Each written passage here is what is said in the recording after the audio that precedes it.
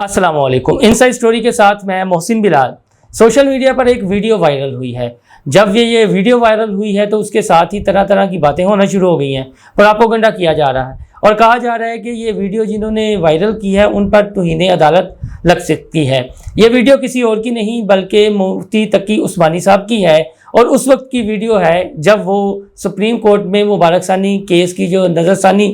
Appeal चल रही थी उस सिलसिले में पेश हुए थे और चीफ जस्टिस साहब पाकिस्तान काजी फाइज ईसा से उनका बड़ा दिलचस्प मुकालमा हुआ था। मुफ्ती तकी उस्मानी साहब ने जहां कुरान और हदीस के हवाले दिए वहां पर काजी साहब को ये भी कहा कि जब जब तारीख़ में किसी ने झूठा नबी होने का दावा किया है तो वहाँ पर जंगें हो गई हैं,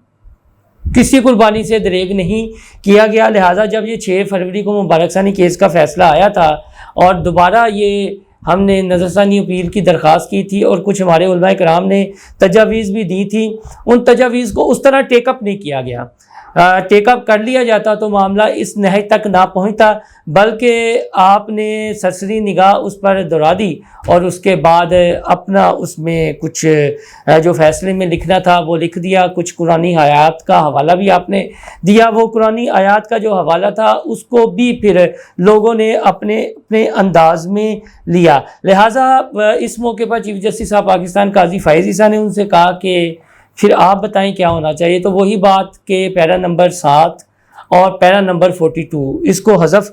कर दिया जाए। तो इस मौके पर जो मैंने जिक्र किया मुकालमे में कुछ तारीख़ी हवालों का भी जिक्र हुआ और मुफ्ती तकी उस्मानी साहब ने यह भी कहा कि ज़िमनी अक़लियत भी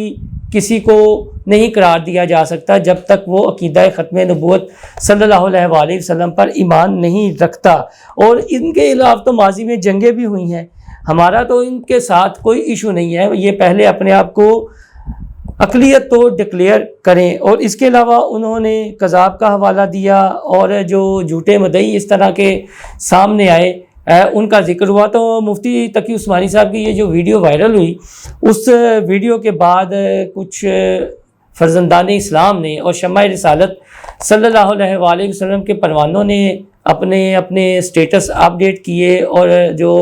इस्लाम बरी परी है अक़ीदा ख़त्म नबूवत के हवाले से जो इस्लामी तारीख़ है तो उस पर अपने कुछ जज्बात का इजहार भी किया। एक दो हमारे दोस्त हैं उन्होंने किया है, उन्होंने हज़रत अबू बकर सिद्दीक़ रज़ियल्लाहु तआला अन्हु के दौर का हवाला दिया है और जंगे यमामा का उन्होंने हवाला दिया है और उन्होंने लिखा है कि तहरीक ख़त्म नबूवत सल्लल्लाहु अलैहि वसल्लम पर हज़रत अबू बकर सिद्दीक़ खुतबा फरमा रहे थे, लोगों मदीने में कोई मर्द ना रहे, अहले बदर हों या अहले ओहद, सब यमामा का रुख करो। भीगती आंखों से वो दोबारा बोले, मदीना में कोई ना रहे हत्ता तुम्हें भी ख़त्म नबूवत की अहमियत मालूम ना होती।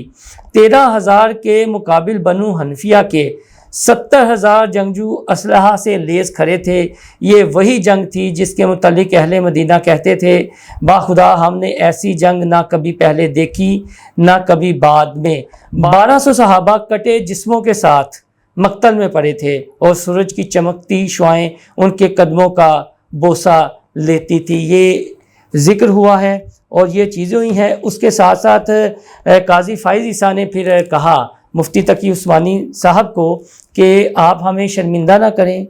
हम आपकी कदर करते हैं, आप हमारे बड़े और बुज़ुर्ग हैं। इंसान ख़ता और गलती का पुतला है, हमसे जो गलती हुई है आप उसकी निशानदेही करें, हम उसका अजाला करेंगे। तो फिर ये पैराग्राफ नंबर 7 और 42 उससे हज़फ कर दिया गया। लेकिन अब जो बातें हो रही हैं ना, अब जो बातें हो रही हैं उस पर आने से पहले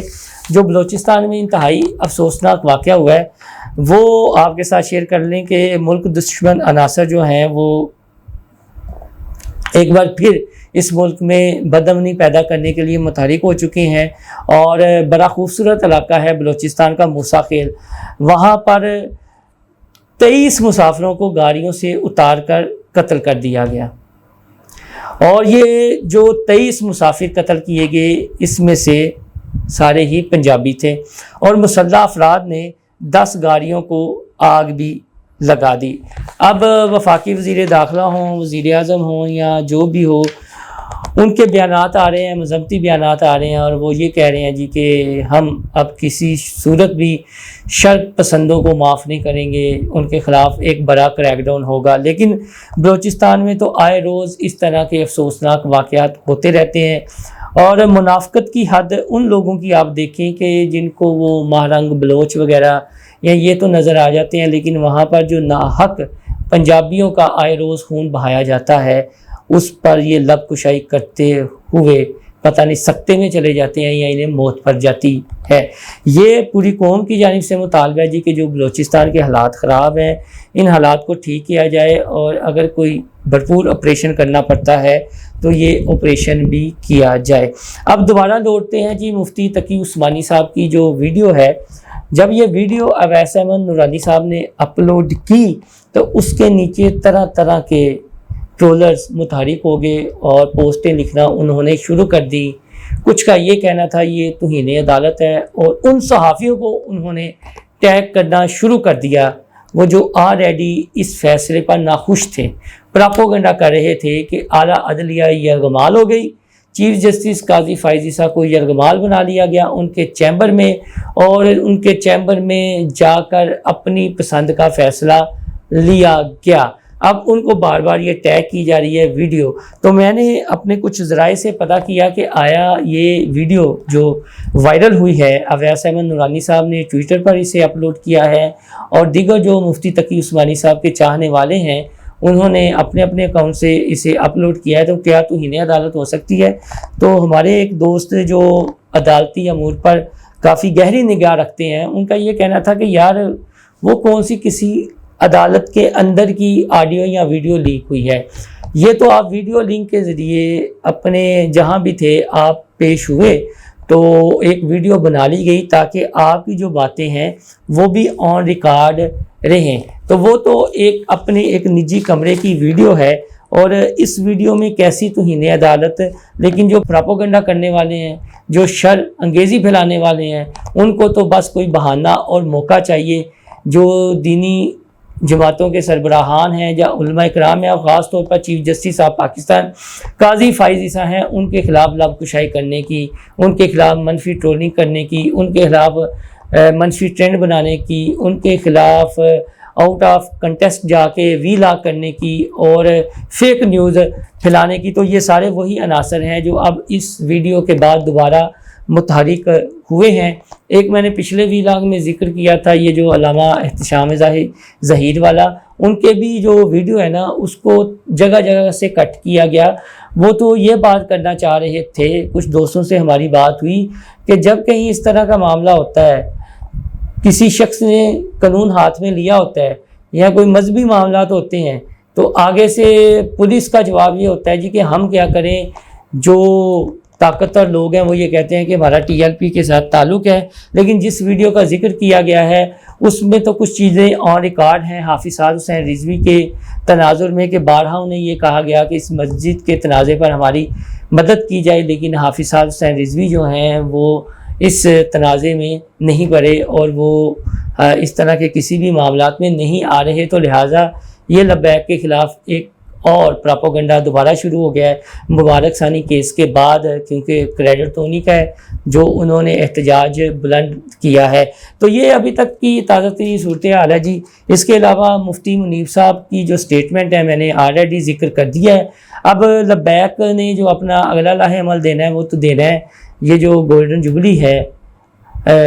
قادیانیوں کو کافر قرار دینے کی 1974 اور یہ 2024 میں 50 سال ہو جانے ہیں، اور راولپنڈی باغ میں انہوں نے جلسہ بھی رکھ دیا ہے اور ایک عظیم الشان ختم نبوت کانفرنس کا بھی انعقاد اس موقع پر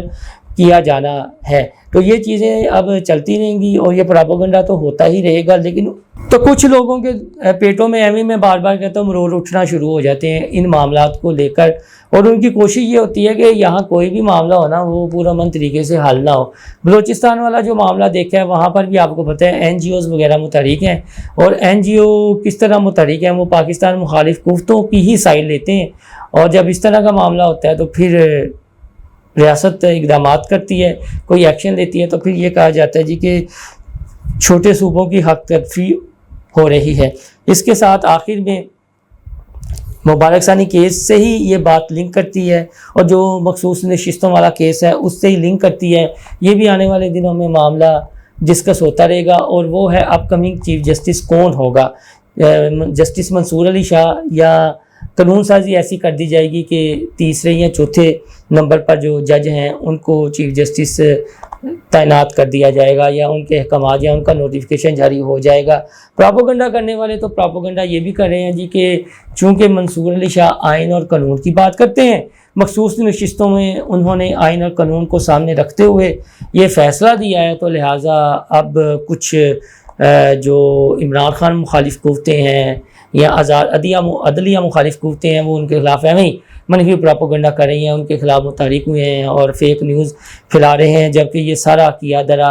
मौजूदा चीफ जस्टिस का है। उनको आज़ाद अदलिया के साथ खड़ा होना चाहिए, स्टैंड लेना चाहिए। लेकिन उनकी जहाँ पर गलती थी, उन्होंने उस गलती को खुले दिल से तस्लीम किया। मैं एक दफ़ा फिर उनके अल्फाज जो मौलाना तकी उस्मानी साहब के साथ उनका मुकालमा हुआ है वो दोहरा देता हूँ कि शर्मिंदा ना करें, आप हमारे बड़े हैं, हम आपकी कदर करते हैं। इंसान गलती और खता का पुतला है, और गलतियाँ हो जाती हैं, और हमें कोई बताए तो हम अपनी गलती का अजाला करेंगे। और फिर चीफ जस्टिस ऑफ पाकिस्तान काजी फाइज इस्लाम ने अपनी गलती का अजाला किया। लेकिन उन जजीज़ के बारे में क्या कहें कि जो पार्टी बनकर फ़ैसले देते हैं, आइन और कानून की धज्जियाँ उड़ाते हैं, सिर्फ़ अपने क्रश को और हैंडसम को सामने रखते हैं, और व्यूज़ के चक्कर में या पॉपुलैरिटी के चक्कर में कुछ ना भी देना हो तो आउट ऑफ वे जाकर अपने फ़ैसलों में दे देते हैं। उनको भी अपनी गलती का एहसास करना चाहिए, और जहाँ उनसे गलती हो जाए तो चीफ जस्टिस ऑफ पाकिस्तान काजी फाइज इस्लाम के इंसान गलती का पुतला है। अगर उसे अपनी गलती का एहसास हो जाए या उसकी गलती की कोई निशानदेही कर दे तो अपनी गलती फिर उसे मान लेनी चाहिए, तस्लीम कर लेना चाहिए और उससे रुजू कर लेना चाहिए। दोस्तों, मज़ीद जो अपडेट आएगी हम आपके साथ शेयर करेंगे। आपसे दरख्वास्त है हमारा चैनल इनसाइड स्टोरी लाइक और सब्सक्राइब करना ना भूलिएगा, या से बेल आइकन का बटन भी दबा लीजिएगा। अल्लाह हाफिज़।